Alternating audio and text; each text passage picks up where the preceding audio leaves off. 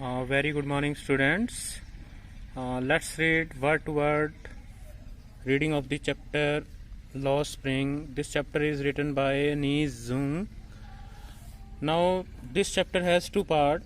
In the first part, we will read about Sahib-e-Alam. His full name is Sahib-e-Alam, and he is a rag picker. He picks his food from heaps of garbage. पहले part के अंदर हम साहिब के बारे में, जिसका पूरा नाम साहिब-ए-आलम है, उसके बारे में पढ़ेंगे, जो कि सीमापुरी से है और वो गंदगी के जो डंप होते हैं, गंदगी के ढेर होते हैं, गार्बेज डंप्स होते हैं, वहाँ से अपना खाना चुनता है. He can not afford even a pair of shoes. उसके पास जूते भी नहीं है. And in the second part we will read about Mukesh. Mukesh is son of a Bengal makers. He belongs to Firozabad. Let's come to our chapter. Sometime I find a rupee in the garbage. Garbage होता है गंदगी का ढेर. साहिब कहता है कि कई बार मुझे गंदगी के ढेरों से 1 रुपया, 2 रुपये या 5 रुपये का सिक्का भी मिल जाता है. Why do you do this? I asked Sahib from whom I encounter every morning struggling for gold in the garbage dumps of my neighborhood. Why do you do this? तुम ऐसा क्यों करते हो? I asked. I किसको refer कर रहा है? ऑथरस को, अनीस जूंग को कर रहा है. हमारी लेखिका है जिसने साहिब से बात की. उसने उससे पूछा, आई आस्क्ड साहिब, मैंने साहिब से पूछा, whom I encounter, जिसको मैं मिलती हूँ, एवरी मॉर्निंग, हर सुबह मिलती हूँ, scrounging for gold in the garbage dumps, जो कि गंदगी के ढेर से सोना बिन रहा है. उसके लिए सोना क्या है? भोजन ही उसके लिए सोना है. ऑफ माई नेबरहुड, मेरे पड़ोस की गंदगी के ढेरों से, जो कि गंदगी के ढेरों से टटोल रहा है, सोने के सिक्के ढूंढने की कोशिश कर रहा है. Sahib left his home long ago, Sahib ने अपना घर छोड़ दिया था. Set amidst the green fields of Dhaka, जो कि ढाका से आए हुए हैं, बांग्लादेश के अंदर है ढाका, वहाँ से आए हुए हैं. वहाँ कभी हरे भरे खेत हुआ करते थे उनके.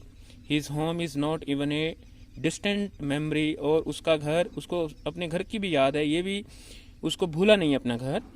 There were many storms that swept away their fields, वहाँ पर उनके खेत हुआ करते थे कभी, और जो स्टॉर्म तूफान होते हैं उनके कारण उनके जो घर हैं और जो खेत हैं वो तबाह हो गए. हिज मदर टेल्स हिम, ये उसकी माँ उससे बात करते हुए बताया करती है.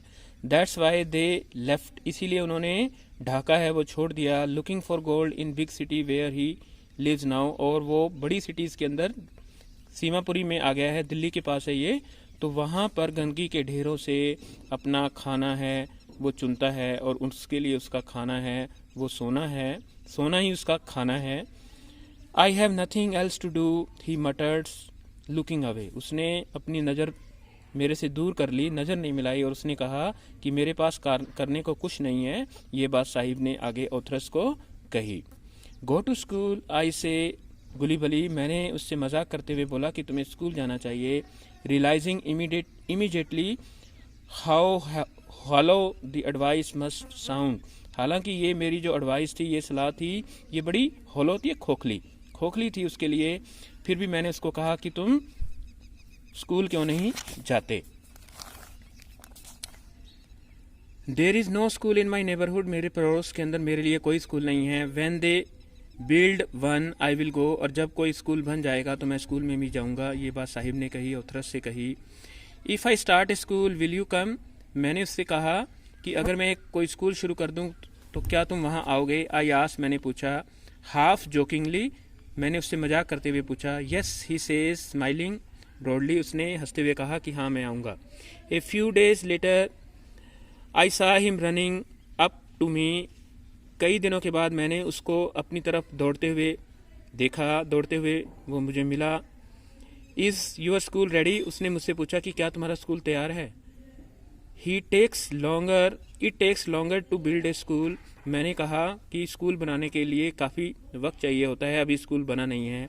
आई से मैंने कहा, embraced eight having made a promise that was not meant, और मेरे को बड़ी शर्म आई कि मैंने उसको एक ऐसी प्रॉमिस कर दी जिसको मैं पूरा नहीं कर सकती थी। But promise like mine abound in every corner of this bleak world. Bleak होता है डार्क, लेकिन मेरी जैसी प्रोमिसेस हैं, वैसी उस प्रकार के वायदे ऐसे लोगों से बहुत बार किए जाते हैं और उनके लिए ये वायदे पूरे भी नहीं होते हैं। After months of knowing him, जब मैं उसको पूरी तरह से जानने लग गई, कई महीनों के बाद, I asked him his name, मैंने उससे उसका नाम पूछा। साहिब आलम ही अनाउंसेस, उसने कहा कि मेरा नाम साहिब आलम है।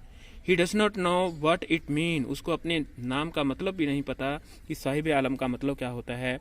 If he new it's meaning Lord of universe, और अगर उसको पता भी चल जाए तो उसका मतलब है पूरी सृष्टि का मालिक, पूरी दुनिया का मालिक। He would have a hard time believing it, वो उसके ऊपर अगर उसको नाम का मीनिंग पता चल जाए तो उसको बिलीव भी नहीं होएगा, विश्वास भी नहीं होएगा। Unaware of what his name represent, he roams the streets with his friends, कहता है वो अपने नाम के मतलब से अनभिज्ञ है, अनजान है, और वो रोम करना होता है इधर उधर घूमना बिना किसी एम के। वो अपने दोस्तों के साथ गलियों के अंदर घूमता है।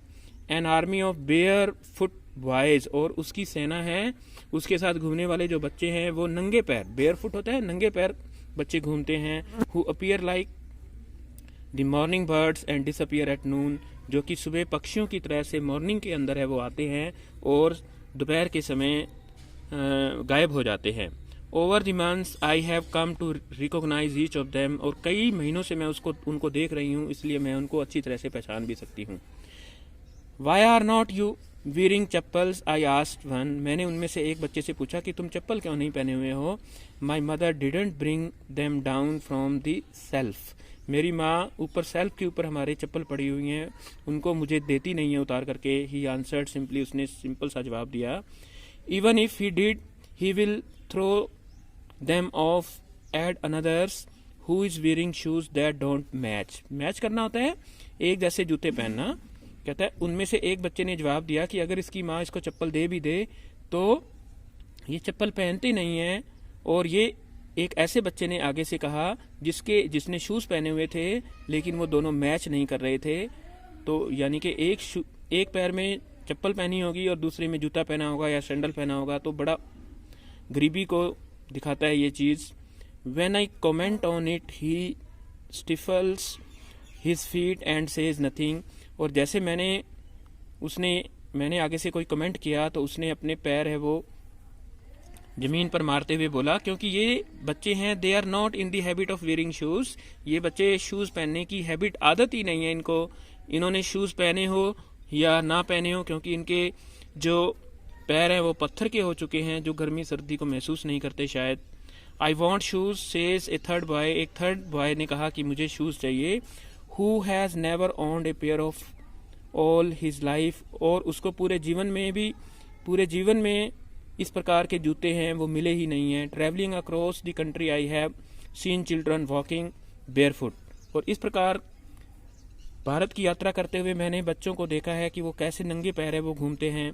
इन cities on village roads, cities के अंदर भी और विलेज के गांवों के रोड्स के ऊपर भी। It is not lack of money, ये पैसे की कमी नहीं हो सकती, but a tradition to stay barefoot, ये उनकी परंपरा है कि नंगे पैर ही चलना है। इज वन एक्सप्लेनेशन, और ये एक एक्सप्लेनेशन है। I wonder if this is only an excuse to explain away a perpetual state of poverty, और मैं ये हैरान हूं कि क्या उनकी जो कंटिन्यू, परपेचुअल क्या होता है, कंटिन्यू लगातार जो गरीबी है, क्या ये उनका एक बहाना है, गरीबी जो लगातार समय से चली आ रही है। तो student you have to read this. The next paragraphs will be taken in next videos. I hope that you will read by your own now. Thank you and have a nice day.